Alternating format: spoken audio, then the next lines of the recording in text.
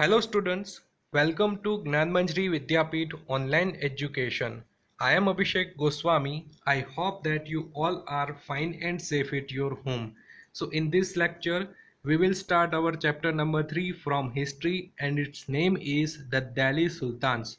So let's get start our chapter number 3. So in this video lecture, we are going to start our chapter number 3 and the name of the chapter is the Delhi Sultans. So in this chapter, we will learn about rulers of the Delhi, then finding out about the Delhi Sultans, then from garrison town to empire means the expansion of the Delhi Sultanate, and in the last we will learn about administration of the Delhi Sultanate and consolidation under the Khaljis and Tughlaqs. So let's get start our chapter. So first of all, we will learn about establishment of the Delhi Sultanate. So Delhi gained importance as a political center during the 12th and 13th centuries. It emerged as a capital city under the Tomar dynasty and continued to remain an important seat of power during the rule of the Chahman dynasty. So Delhi जो एक political centre के रूप में आगे बढ़ा, ये कब हमें देखने को मिलता है? Means Delhi emerge as a capital city under the Tomar dynasty and continued to remain an important seat of power during the rule of Chahman dynasty. Delhi को during 12th and 13th century एक पॉलिटिकल सेंटर का importance मिलने लगा था. हम बात करें early time की between second and seventh centuries की बात करें, यहाँ पर दिल्ली इतना पॉलिटिकल सेंटर नहीं था. उस टाइम पे हम बात करें पूरा फोकस था साउथ इंडिया पे, या फिर हम कह सकते हैं कि on the river bank of Ganga and Yamuna. But धीरे धीरे 12th एंड 13th सेंचुरी पे दिल्ली को एक मेन पॉलिटिकल सेंटर का इम्पोर्टेंस मिलने लगा था, क्योंकि under the Tomar dynasty, Delhi became capital city of the Tomar dynasty. That's why Delhi gained importance as a political center. Then Delhi flourished as an important center of trade center under the Tomars and Chahmans till the 12th century. और दिल्ली का development होता है important trade centre के रूप में under the तोमार and Chahamana dynasty till the 12th century. Then, in 1206 CE, Delhi became the capital city of Delhi Sultanate. You must remember this date, this time. And in 1206 CE, Delhi became the capital city of Delhi Sultanate. Then, the Delhi Sultanate emerged as a result of the invasion by Turkish ruler named Muhammad Ghori. और दिल्ली सल्तनत इसका starting, इसका emergence कैसे होता है? Result of the invasion by a Turkish ruler named Muhammad Ghori. Muhammad घोरी ने हमारे India पे इन्वेशन किया था और उसके कारण ही दिल्ली सल्तनत का एमर्जेंस होता है हमारे इंडिया में. Then the Turks invaded India time and again to plunder the riches of the subcontinent. हम सब जानते हैं कि हमारा इंडिया अर्ली टाइम की बात करें during the 12th and 13th century काफ़ी प्रॉस्परस था, काफ़ी रीच था. तो इसके कारण कई सारे रूलर्स ने हमारे इंडिया में इन्वेशन किया था. इन्वेशन मीन्स अटैक किया था. तो इसके कारण हम बात करें कि टर्क्स, जो टर्की के जो रूलर्स थे उसको हम कहेंगे टर्क्स.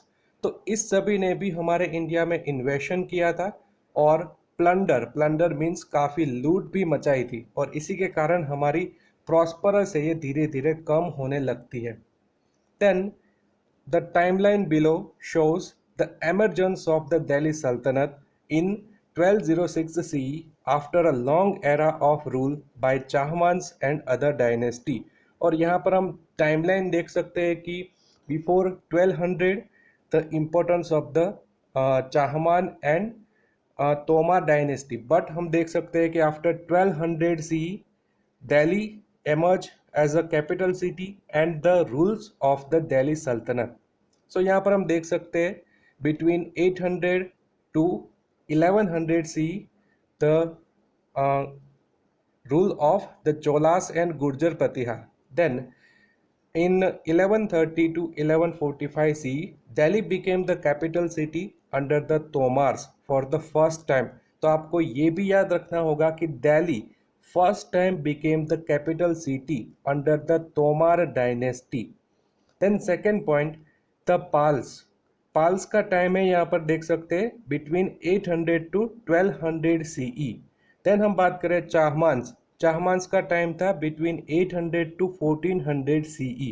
देन हम बात करें इन 1206 मीन्स 1206 सीई, हम देख सकते हैं Delhi became the capital of the Delhi सल्तनत. तो आपको ये दो डेट याद रखनी होगी.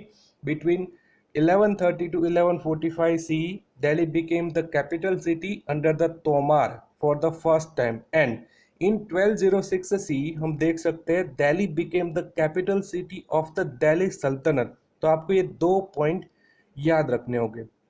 देन हम देख सकते हैं कि the rules of early Turkish rulers in 1206 to 1290 CE. Then the Khaljis came in the Delhi Sultanate, then Tughlaqs, then the Sayyid and the Lodis. तो आपको ये टाइमलाइन देखनी होगी कि दिल्ली सल्तनत का एमर्जेंस कैसे होता है. Then now you can see here the word sultan comes from an Arabic word that means strength and authority. Sultan word ये कहाँ से आया है? From Arabic language, from Arabic word that means strength and authority. So आप सभी को पता ही होगा कि स्ट्रेंथ एंड ऑथोरिटी कोई भी रीजन में किसके पास होती है? किंग और रूलर्स के पास होती है. That's why sultan word is related to kings rulers. Then the Delhi sultans were the first Muslim rulers of India. They used the title of Sultan. Therefore, the period of their rule is known as the Delhi Sultanate. तो आपको ये भी याद रखना होगा कि the Delhi sultans ये सभी फर्स्ट मुस्लिम रूलर्स थे हमारे इंडिया के. That's why they use the title of sultan. Therefore the period of their rule is known as the Delhi Sultanat. So this is about emergence of the Delhi Sultanate. Now let's move further in the Delhi Sultanate. So under Delhi Sultanate, there was a synthesis of Hindu and Islamic traditions. An example of this synthesis can be seen in the architecture of those times, where elements from Islamic and Hindu temple architecture were combined. So Delhi सल्तनत के architecture की बात करें तो उसमें हमें हिंदू और Islamic traditions का काफ़ी सिंथेसिस देखने को मिलता है. सिंथेसिस मीन्स मिक्सचर हमें देखने को मिलता है. जैसे हम बात करें कि कई सारे मॉस्क है, कई सारी मीनार्स है, तो यहाँ पर हमें दोनों के कल्चर का मिक्सिंग देखने को मिलता है. So in the first picture we can see that the Tughlaqabad fort built by Ghiyasuddin Tughlaq, one of the Delhi Sultanate rulers, has a dome from Islamic architecture and an amlak from Hindu architecture. So यहाँ पर भी हम देख सकते हैं कि ये एक तुगलकाबाद फोर्ट है. इन द फर्स्ट पिक्चर हम देख सकते हैं Tughlaqabad fort. It is built by Ghiyasuddin Tughlaq. And यहाँ पर हम देख सकते हैं जो अपर वाला पार्ट है इसको हम कहेंगे डोम. तो ये डोम है, it is from Islamic architecture. But ऊपर में जो हम देख सकते हैं काफ़ी अपर वाला पार्ट है अमलक, तो ये हिंदू आर्किटेक्चर की स्पेशलिटी है. तो यहाँ पर हमें दोनों का मिक्सिंग देखने को मिलता है. Then second picture is about Qutub Minar. And Qutub Minar construction began during the rule of Qutbuddin Aibak and it is completed by Iltutmish Shamsuddin. तो कुतुब मीनार ये भी दिल्ली में सिचुएटेड है. ये सभी प्लेस दिल्ली में हमें देखने को मिलते हैं.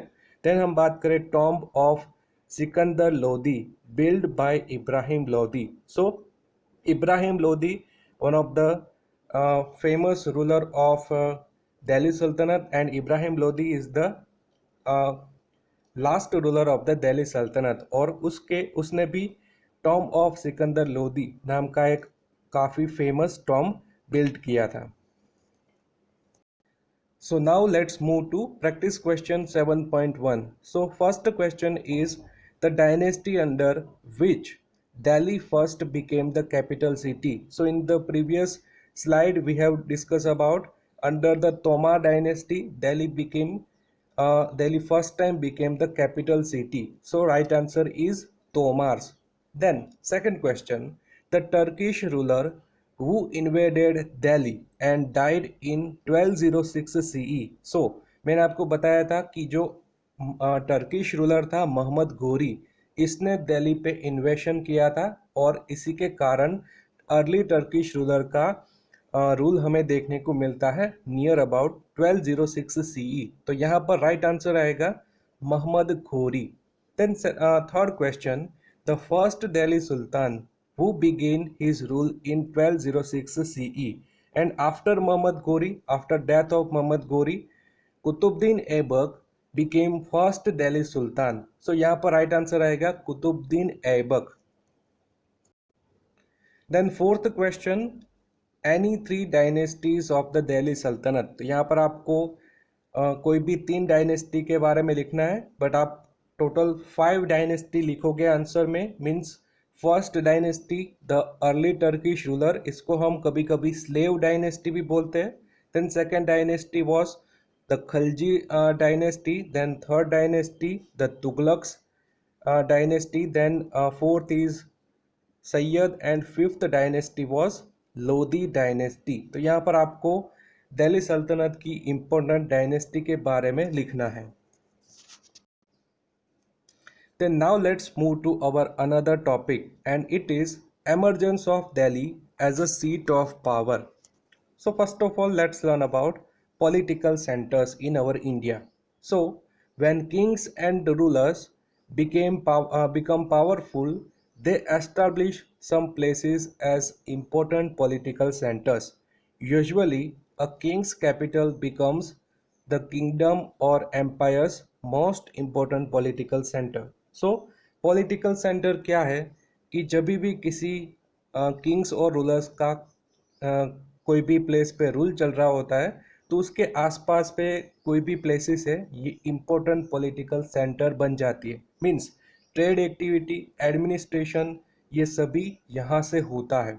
तो उस टाइम पे भी हम बात करें कि किंग्स की जो कैपिटल होती थी, ये सबसे इम्पोर्टेंट पॉलिटिकल सेंटर होती थी। Kings capital becomes the kingdom और empires most important political centre. So let's learn about between 6th and 11th century political centers. तो 6th and 11th century में कौन कौन से political center थे?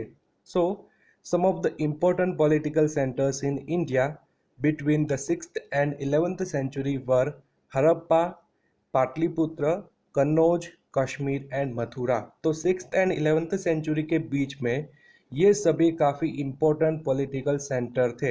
Harappa, Pataliputra, Kannauj, Kashmir and Mathura. Then now let's learn about Delhi as a seat of power in the 11th century. 6th and 11th century के बीच में दिल्ली का कोई इम्पोर्टेंस हमें देखने को नहीं मिलता, बट आफ्टर 11th century हम देख सकते हैं Delhi became first time the capital of Tomars dynasty. तो तोमार डायनेस्टी के अंडर में दिल्ली फर्स्ट टाइम कैपिटल बना था। तो ये काफ़ी इम्पोर्टेंट है दिल्ली का as a seat of power in 11th century. So in the 11th century, Delhi emerged as a capital for the first time under the Tomars. तो ये काफ़ी इम्पोर्टेंट है। तोमार डायनेस्टी ने अपनी कैपिटल बनाई थी दिल्ली, और ये फर्स्ट टाइम ऐसा हुआ था कि दिल्ली कोई भी डायनेस्टी की कैपिटल बनी हो। Then Delhi as a seat of power in the 12th and 15th century. हमने 11th सेंचुरी में देखा कि तोमार डायनेस्टी के अंडर में दिल्ली फर्स्ट टाइम कैपिटल बना, but 12th and 15th century में क्या हुआ था? So by the 12th century it became the most important city in the Indian subcontinent. Monuments such as forts, mosques, gardens were built in the Delhi in these 300 years. तो 12th and 15th century की बात करें, ये time period है दिल्ली सल्तनत का, और इस टाइम पे हम बात करें दिल्ली एक मोस्ट इम्पोर्टेंट सिटी बन गया था इंडियन सब कॉन्टिनेंट का। और हम बात करें कई सारे monuments like forts, mosque, gardens, ये सभी का बिल्डअप होता है in the Delhi. So first picture में हम देख सकते हैं tomb from the Lodi period, then Qutub Minar built by the Qutbuddin Aibak and a fort built by Muhammad bin Tughlaq. This is Tughlaqabad Fort. Then now let's move to Delhi as a seat of power in the 21st century. Means ये जो century चल रही है यहाँ पर भी Delhi as a seat of power हमें देखने को मिल रहा है।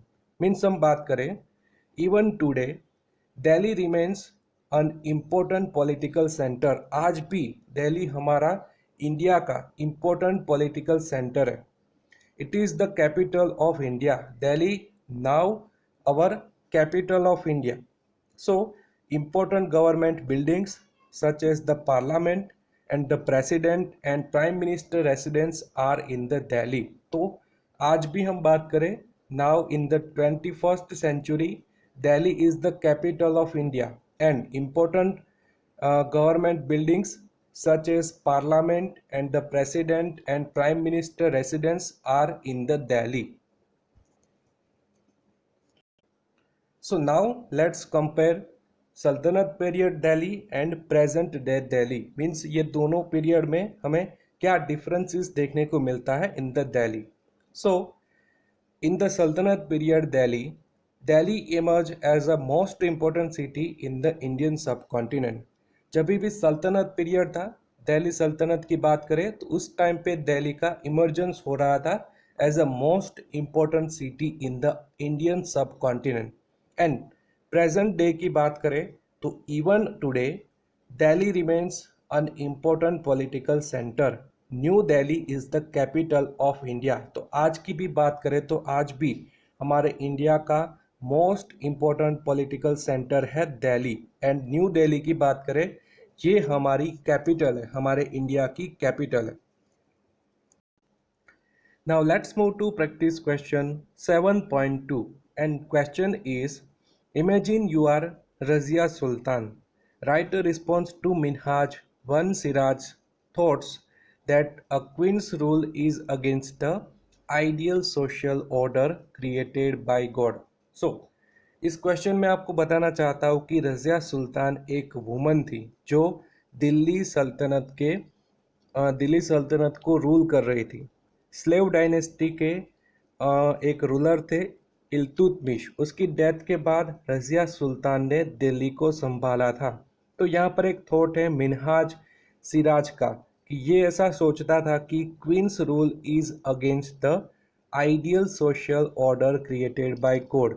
मीन्स जो भी कोई वुमन है ये अगर रूल करती है तो ये जो आइडियल सोशल ऑर्डर है जो गॉड ने बनाया है ये इसके अगेंस्ट है। तो आपके थॉट्स, आपके आंसर क्या होंगे इसके बारे में as a on the context of Razia Sultan कि रज़िया सुल्तान इसके बारे में क्या सोचती होगी। सो आंसर लिखना है कि I disagree with your thought that a queens rule is against the ideal social order created by God. तो आपको आंसर लिखना है कि I disagree with your thought that's queens rule is against the ideal social order created by God.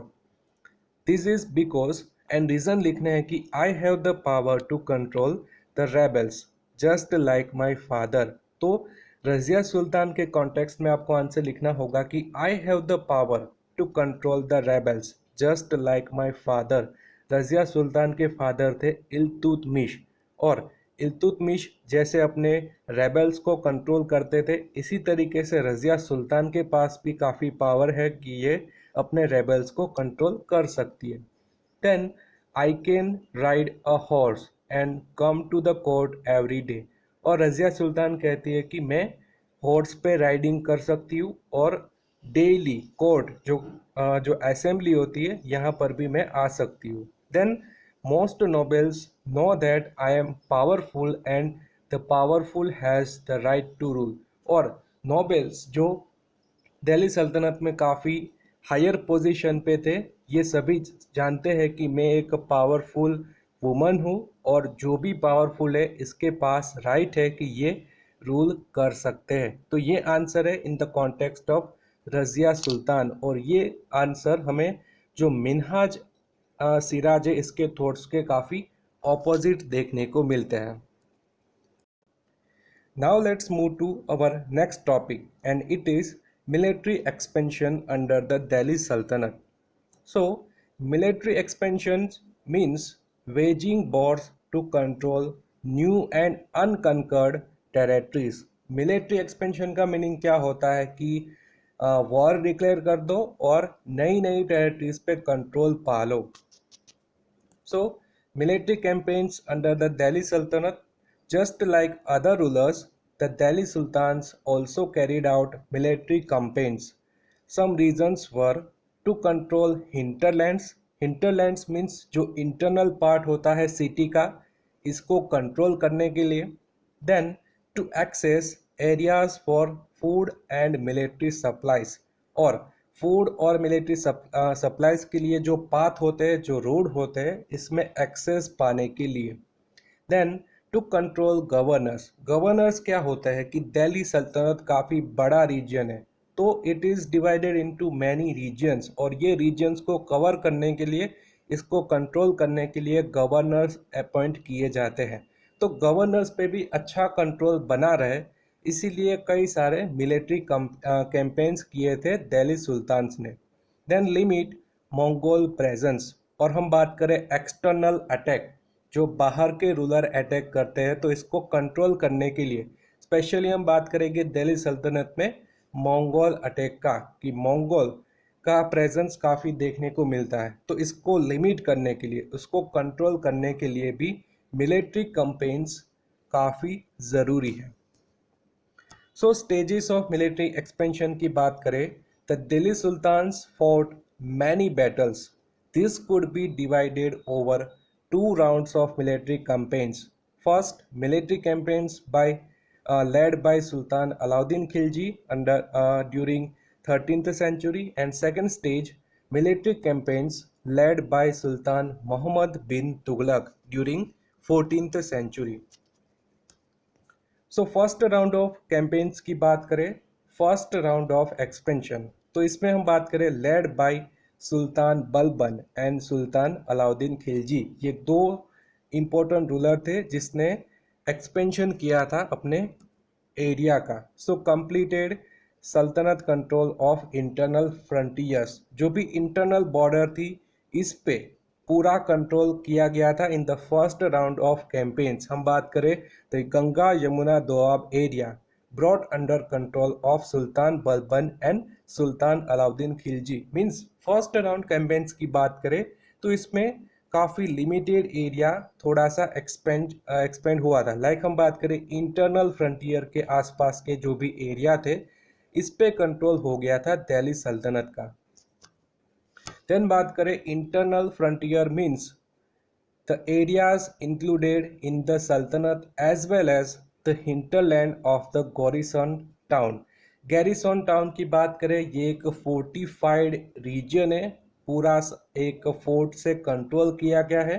And hinterland की बात करें, internal part of the region, like जो भी सिटीज़ है इसके इंटरनल पार्ट. तो ये सभी को कंट्रोल किया था in the first round of campaigns. So यहाँ पर हम देख सकते हैं what is the meaning of hinterland and what is the meaning of garrison town. So hinterland, the land adjacent to a city or a port that supplies it with goods or services. Goods and services. तो hinterland means जो city का internal area है, इसको हम कहेंगे hinterland. And garrison town की बात करें, a fortified settlements with soldiers. Fortified settlements means यहाँ पर हमें काफ़ी फोर्ट देखने को मिलेंगे. पूरा एरिया एक फोर्ट से कवर है, फोर्ट से प्रोटेक्टेड है.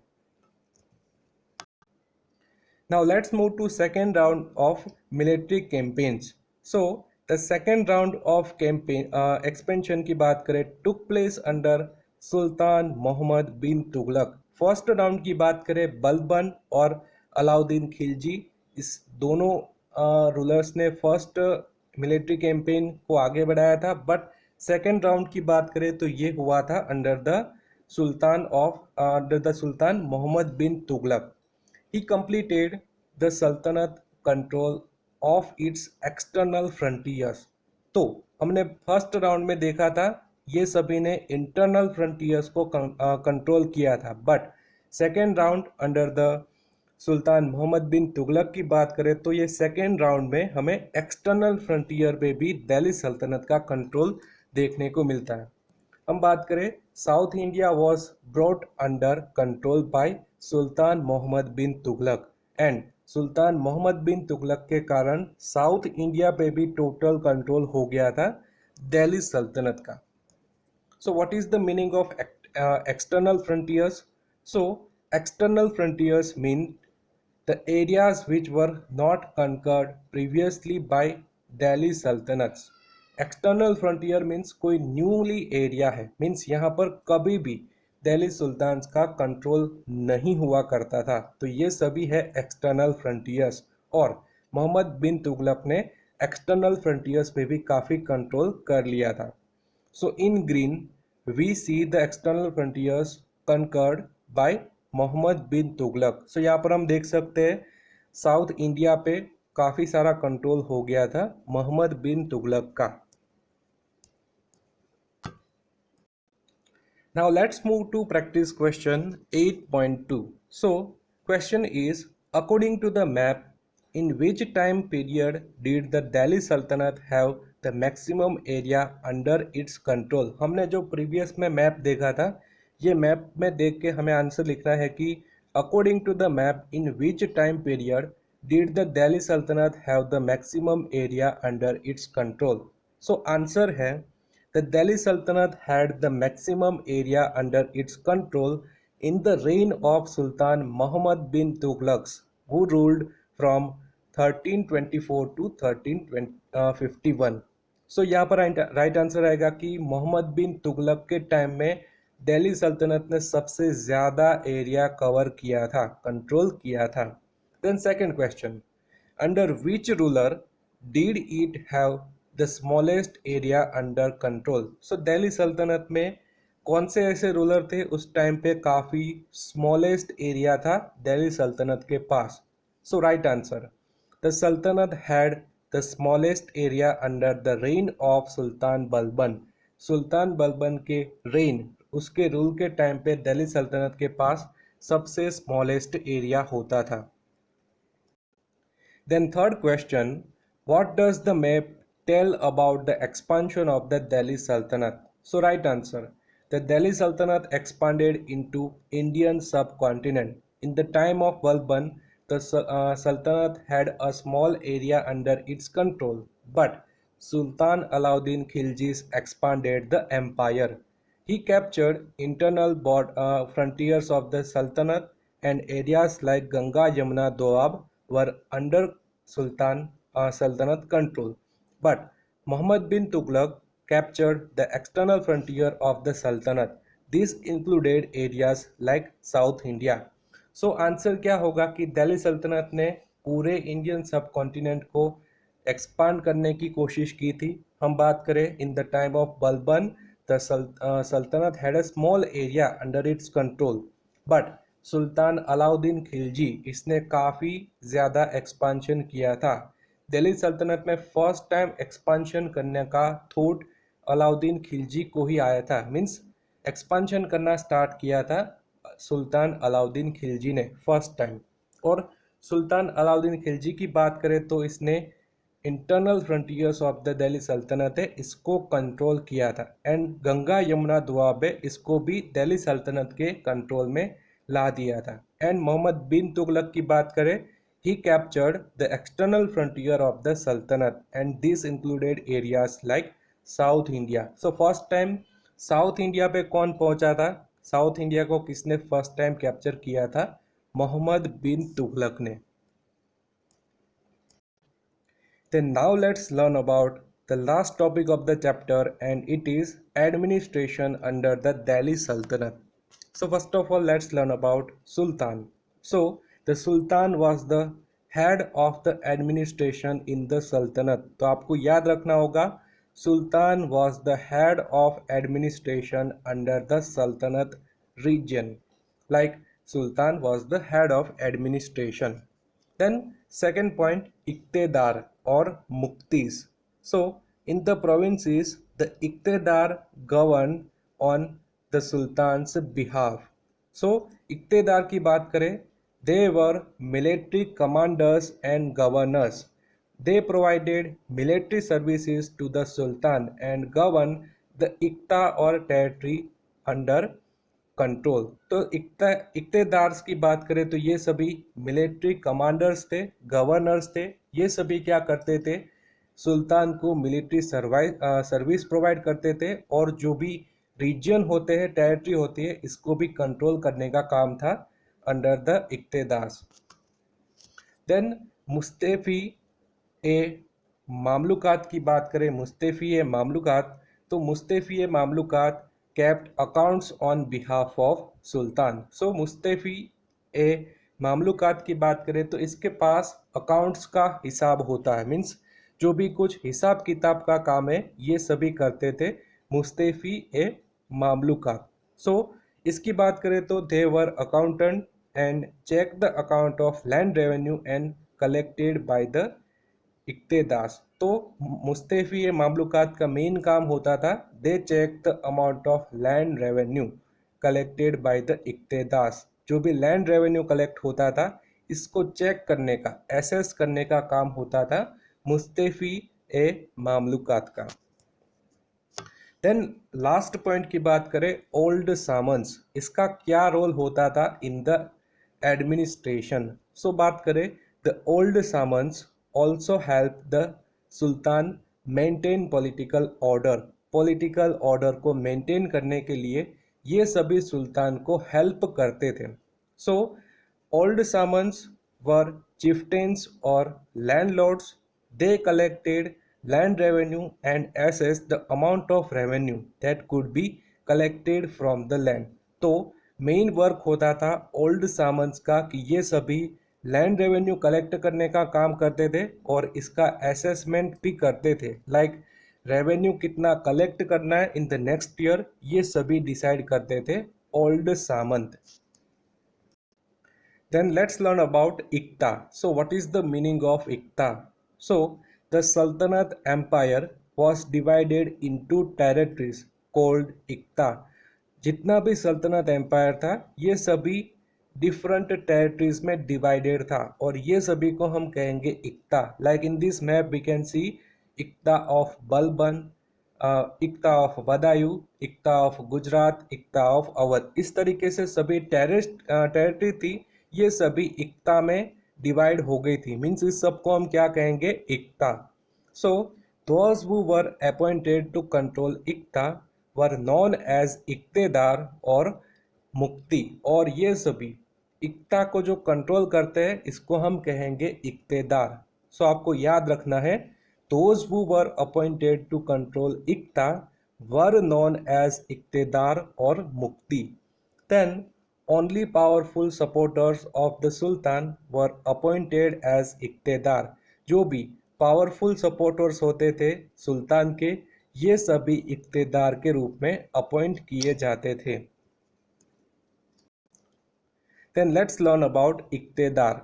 So, Iqtedars were important to Sultanate administration for the following reasons. तो इक्तेदार कौन होते थे, मैंने आपको बताया कि जो इक्ता को कंट्रोल करते थे इसको हम कहेंगे इक्तेदार. So they collected revenues and send them to the capital. Main work होता था इक्तेदार का कलेक्शन ऑफ रेवेन्यूज एंड ये रेवेन्यू सेंड करते थे to the capital. Then they kept a small amount of the revenue to raise an army. और ये सभी काफ़ी स्मॉल अमाउंट में ही रेवेन्यू कलेक्ट करते थे और अपनी आर्मी को बिल्डअप करते थे, आर्मी के डेवलपमेंट के लिए ये रेवेन्यू को यूज़ करते थे. Then they join the king with their horses and soldiers in military campaigns. और ये सभी जो मिलिट्री कैंपेन्स होते थे इसमें ये सभी पार्टिसिपेट भी करते थे, ये सभी अपने मिलिट्री कैंपेन में ज्वाइन भी होते थे. Then let's move to practice question 9.1 and the question is fill in the table with the roles played by different officials in the Delhi Sultanate. तो यहाँ पर हमें different role लिखने हैं officials के बारे में. So first officials is Muktis. So what is the role of Muktis under Delhi Sultanate? So Muktis provided military service to the Sultan and governed the Iqta or territory under their control. मुक्ति इक्तेदार ये सभी same है और ये सभी क्या करते थे, मिलिट्री सर्विस प्रोवाइड करते थे सुल्तान को, और ये सभी इक्ता को कंट्रोल करते थे, गवर्न करते थे, और सेकेंड वर्क था कि ये सभी स्मॉल अमाउंट में भी रेवेन्यू कलेक्ट करके अपनी आर्मी को रेज करते थे. देन सेकेंड है अकाउंटेंट. तो अकाउंटेंट का मेन रोल होता था check the amount of land revenue collected by the iqtadars और मुक्ति. अकाउंटेंट का काम क्या होता था कि जो भी लैंड रेवेन्यू कलेक्ट हो रहा है इसको चेक करने का काम, इसको एसेस करने का काम होता था अकाउंटेंट्स का. एंड थर्ड हम बात करें सामंस.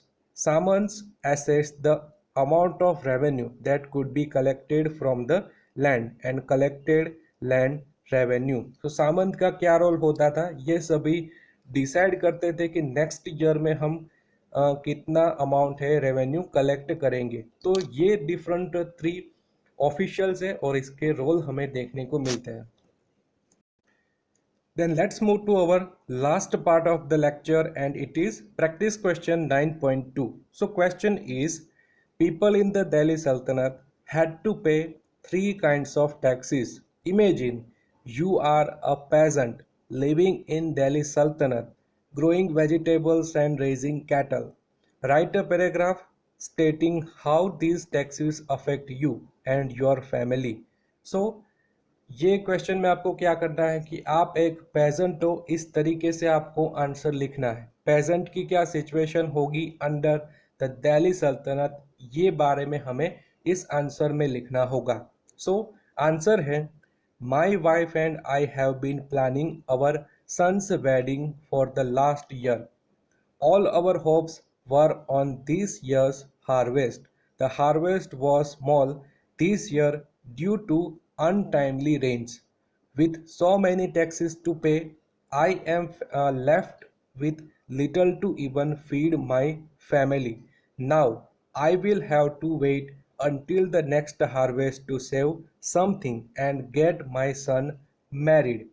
I wish I could tell the Sultan how cruel these taxes are. I feel so helpless. So, farmer क्या कहता है कि मैं और मेरी वाइफ, मेरे सन की वेडिंग है, इसके लिए हम काफ़ी देर से प्लानिंग कर रहे हैं और हम सब डिपेंडेड है on the this years harvest.